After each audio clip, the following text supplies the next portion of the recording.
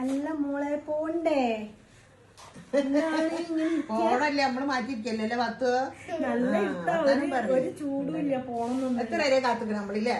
ഏത് നേരം നമ്മൾ മാറ്റി കാത്തുക്കണം. നിങ്ങൾ വരാൻ ഇരുന്ന് പാവ കുട്ടിയൊക്കെ ഇതായിപ്പോ. ഇതിന്റെ മൂത്ത മോളാണ് കേട്ടോ. മൂത്ത മോളാണ്, ഉമ്മാണെന്നേ ഉള്ളൂ. മൂത്ത മോളെ ഉമ്മാണ് കേട്ടാ. കല്യാണം കഴിപ്പിക്കാനുള്ള നല്ല പിയാപ്പിളുണ്ടേ പറയണ്ടി.